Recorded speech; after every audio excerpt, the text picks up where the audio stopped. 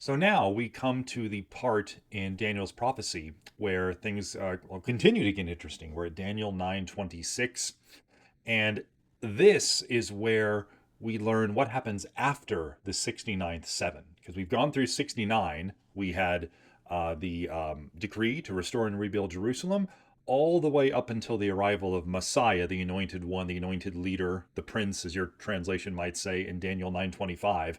That span of time between those two marker points are 69 sevens. And we looked at what a seven is in Daniel's prophecy in video number 2, which you can watch whenever you like. So now, what happens after the 69th seven?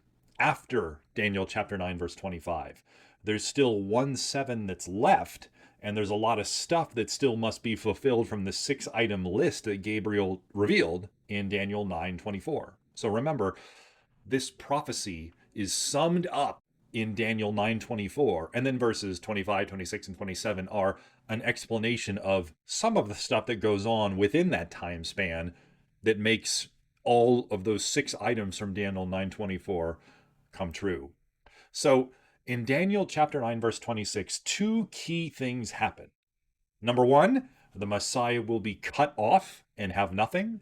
Number 2, the prince of the people of the prince who is to come will destroy Jerusalem and its temple. Those are the two things. We're going to look at them one at a time. Number 1, the Messiah will be cut off and have nothing. So I'm going to read Daniel 9:26, and it'll be on the screen so you can follow along if you want. So then, after the 62 weeks, the Messiah will be cut off and have nothing, which is our focus for this section. And the people of the prince who is to come will destroy the city and the sanctuary, and its end will come with a flood. Even to the end, there will be war. Desolations are determined. So, when will the Messiah be cut off and have nothing, and what does it mean? So, if you zoom out and think about the Bible's entire story, this seems to suggest the Messiah's death. And one passage that I suggest you look at is the great prophecy from Isaiah 53. I'll read and put on the screen Isaiah 53 verses 3 and 8. You should read the whole thing, but I'm just going to put these on the screen. This prophecy about Jesus 700-ish years before he actually showed up that Isaiah wrote. We read, "He was despised and abandoned by men, a man of great pain and familiar with sickness, and like one from whom people hide their faces, he was despised, and we had no regard for him. By oppression and judgment he was taken away. And as for his generation, who considered that he was cut off from the land of the living? For the wrongdoing of my people, to whom the blow was due."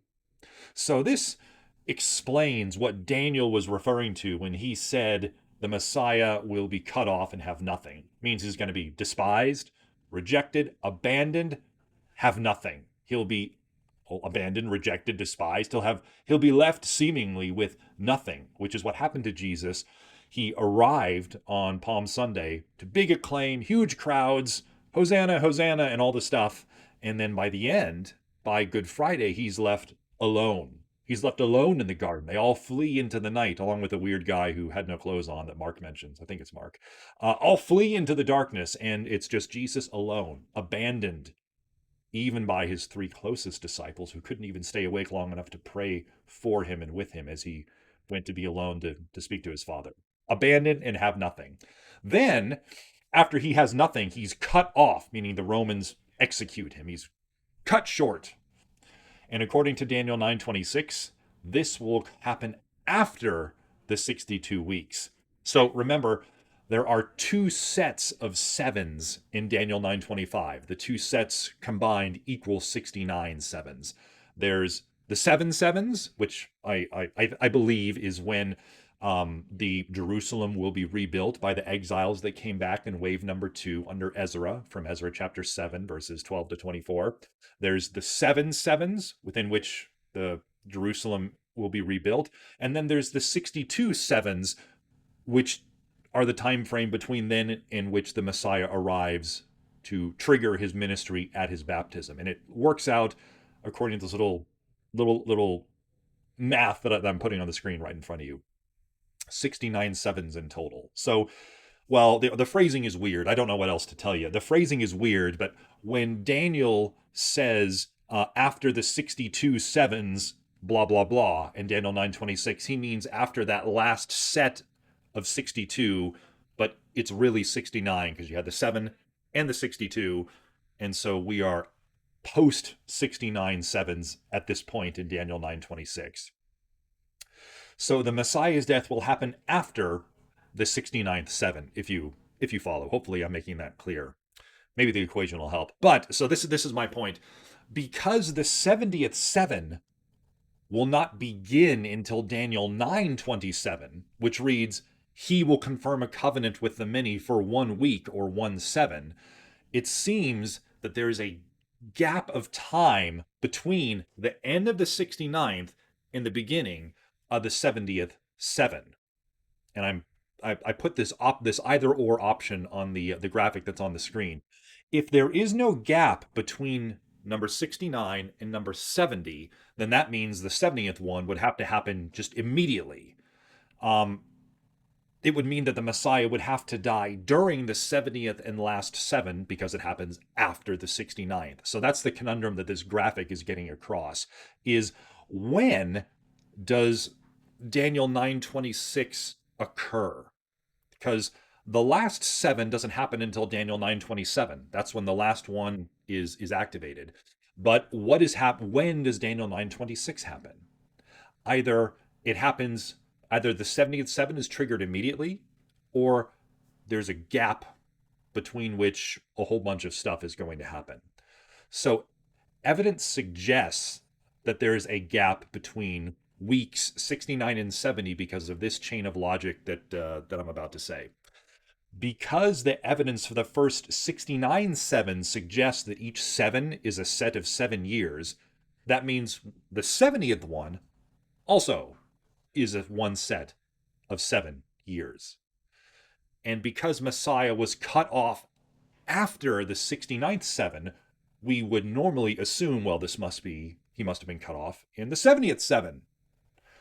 If that was true, then Jesus was cut off at his crucifixion in AD 30. In the video number 2, I said some people think he was crucified in AD 33. I'm going with AD 30, along with many other good Bible scholars. But if that's true, if it's true that the 70th seven starts immediately after the 69th, this would mean that all 6 tasks in Daniel 9:24, remember in Daniel 9:24, the angel said 70 sevens have been decreed for your people and your holy city. And then he listed 6 things that are going to happen. 6 bad things that'll be fixed, and 3 bad things that'll be fixed, and 3 good things that are going to happen. All of those things must take place within 7 years of the Messiah being cut off, if the 70th seven begins immediately when he's after in Daniel 9:26. In other words, if there's no gap between the 69th and 70th seven, then because each 7 is 7 years, that would mean the 70th seven begins with Jesus' death in AD 30, when he's cut off and crucified, which would mean the 70th seven would have to end in AD 37, one set of 7 years. And so all 6 promises from Daniel 9:24 would have to be fulfilled by AD 37, if there is no gap and number 69 ends and number 70 begins. But that didn't happen. So there must be a gap between the 69th and the 70th seven. Otherwise, nothing makes any sense, because all of the good stuff from Daniel 9:24, the summary statement, that didn't happen by AD 37. So the 70th seven cannot just follow right after the 69th. There must be a gap. So look again at this picture, the graphic on your screen. That's why many Bible-believing interpreters believe there must be a gap, or else how can you explain why all of the 6 wonderful things from Daniel 9:24 that this prophecy are about, how come they haven't happened yet? So good Bible-believing interpreters who don't account for this gap are just left with a really impossible problem, which is why this symbolic number option is really attractive to them, because they don't have to make things fit because the numbers are symbolic. But, like we saw in video number 2, The numbers are not symbolic because they do fit perfectly if we understand each seven to be one set of 7 years, which means we need to do the same with the 70th seven, which means it can't follow right on the heels of the 69th because not everything was wrapped up in a bow and paradise didn't come in AD 37. So we have a problem. And Bible believing interpreters who who do not take the best sense of the sevens don't know what to do with the 70th one. So a lot of weird things happen. I'll mention two options. Option number one is some scholars, many of them are revisionists who aren't they don't have a conservative view of the Bible and interpret. Not all of them, many of them don't. They push this entire thing all the way backward between the Old and New Testament eras and make this entire prophecy about a Syrian king, ruler named Antiochus Epiphanes IV, who ruled in the early 2nd century BC. He's an important guy. He's a bad guy, not a good guy. You can read all about him in First Maccabees. If you go to BibleGateway.com, look up the New Revised Standard Version, which has the Apocrypha. You can read First Maccabees. It's a really good historical reference book. It's not an inspired book. It's not. Most Protestants don't believe that it's part of the canon of Scripture, but it tells historical truth. And First Maccabees is all about this evil dude who's not a good man. That is not what this entire Daniel prophecy is about. Many think it is. They're wrong. So I'm not gonna engage that. Just know that it's out there. Option two, the second option, which is also wrong, but is much more plausible, which is much more palatable, I guess. It's not plausible, but it's more palatable. It can be made to make sense. Is make this mysterious ruler in Daniel 9:27 be Jesus, and you wrap the entire prophecy up with Jesus accomplishing all these things in his ascension to heaven. I mentioned this in what video was it? I mentioned this in either video 1 or 2, and I will really mention this in the next video when we talk about Daniel 9:27. But suffice it to say, there is a gap. It's the only way to make sense of what's going on here. And the folks who disagree, well, they're just wrong. So I don't know what else to tell you. But in good-natured fun, kind of. So now, going on to the Messiah will be cut off and have nothing, and there is a gap. Who is this prince who is to come? So in Daniel 9:26, we're going to focus on the second thing. After the 62 weeks, the Messiah will be cut off and have nothing. We just talked about that. And the people of the prince who is to come will destroy the city and its sanctuary. And then there's just description of this overwhelming flood of badness and desolation that's determined until the city and its sanctuary are no more. So the word translated, the people of the prince who is to come, the word here that some versions, the New American Standard 2020 calls prince, just means leader or ruler. It means some ruler is going to come along one day whose people will destroy Jerusalem and the temple that the Jewish people just reconstructed in Daniel 9:25.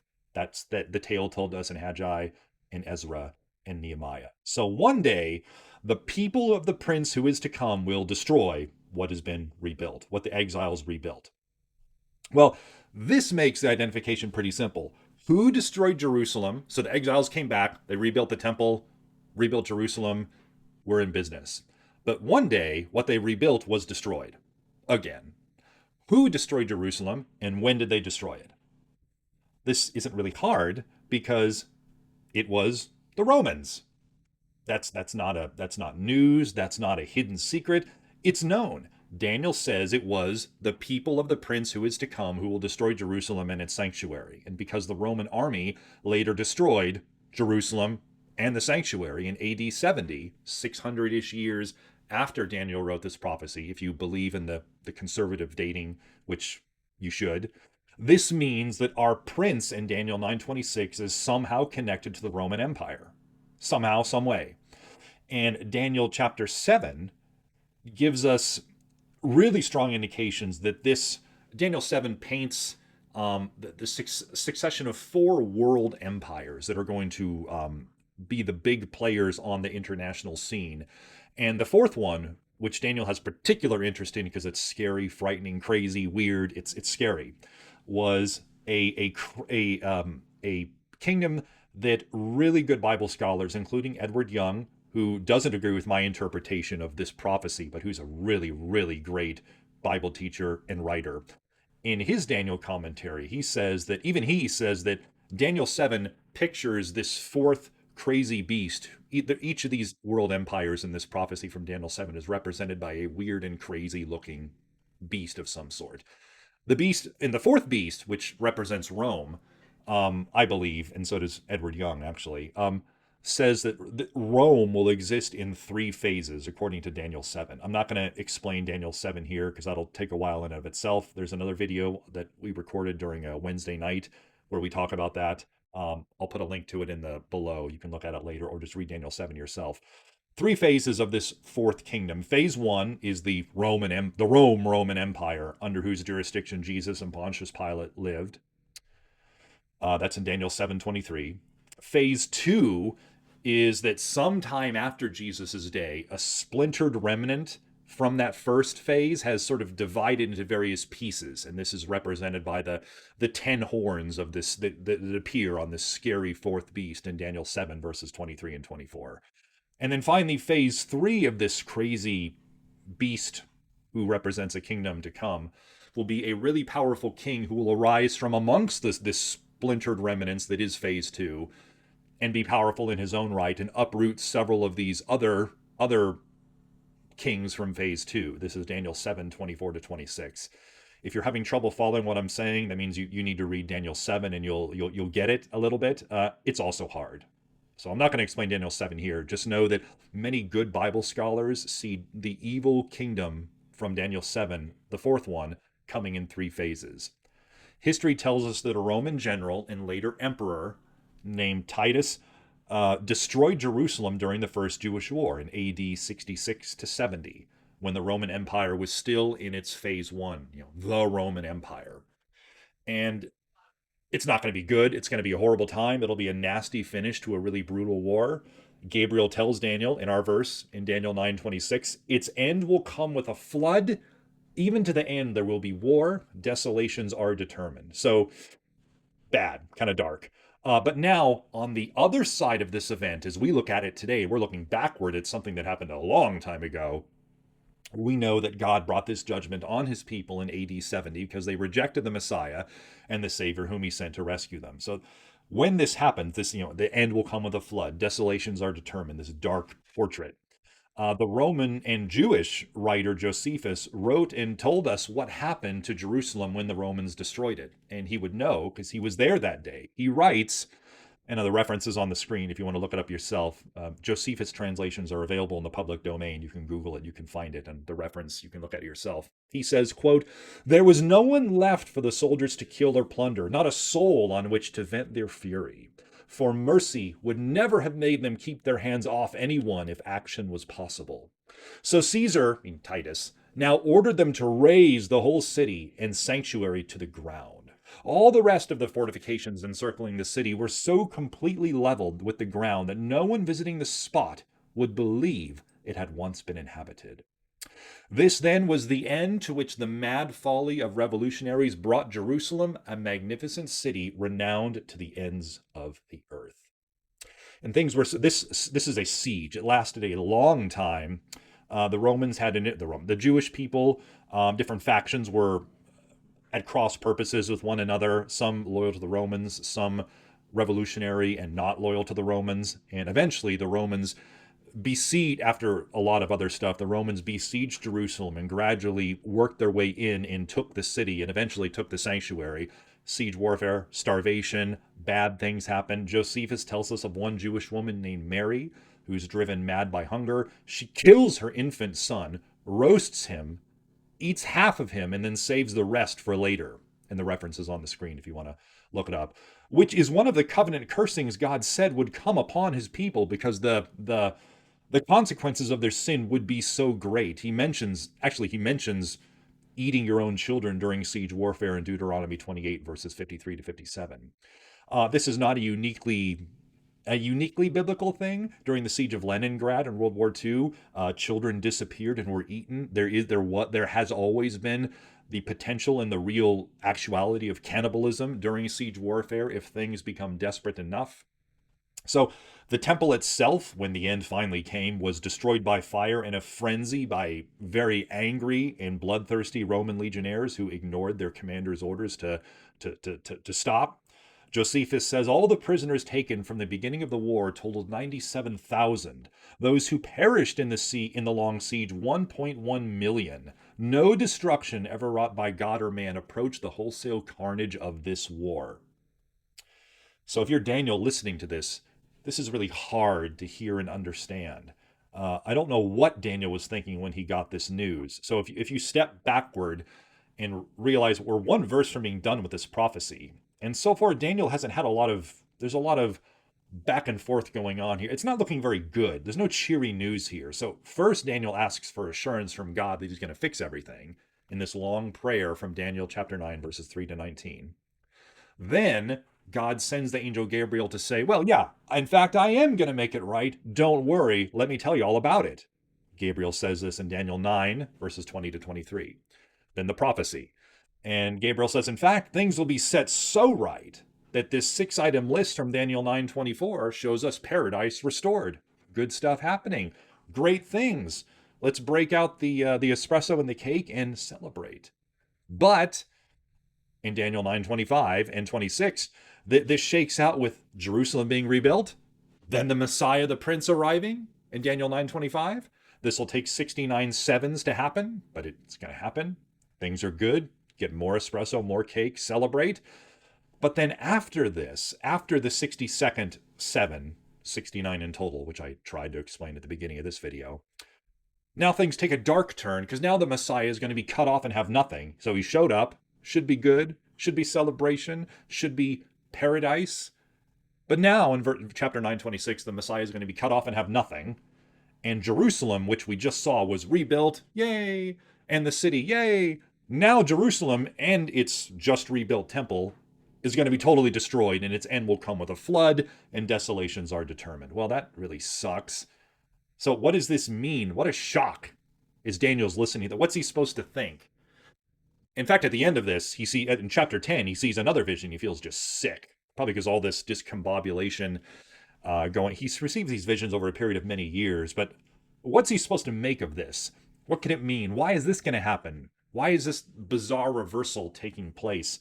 Who is this mysterious prince who is to come, whose people will destroy everything that Daniel 9:25 just said was going to be made good? So this 6-item list summary from Daniel 9:24 seems really, really far away. So clearly, one step forward, but now we're going 2 steps back, and we're not really gaining anything here. So what is the end game here? How is this even going to take place?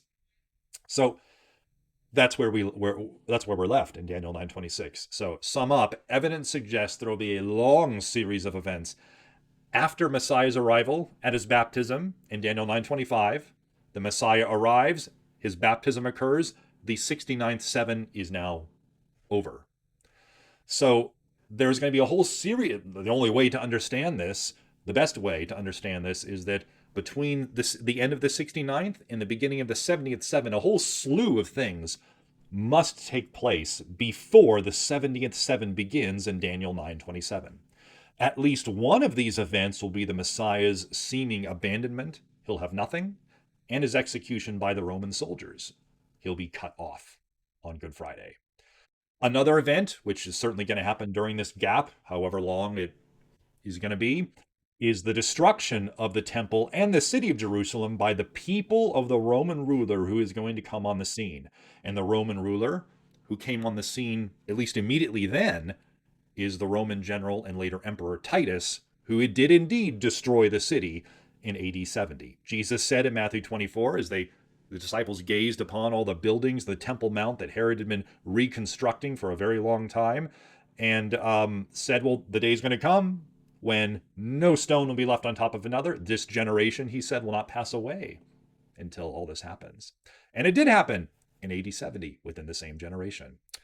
And this intermission, this gap, again on the screen, this little graphic here, seems to best explain this gap between the 69th and 70th unit of 7 years in this prophecy.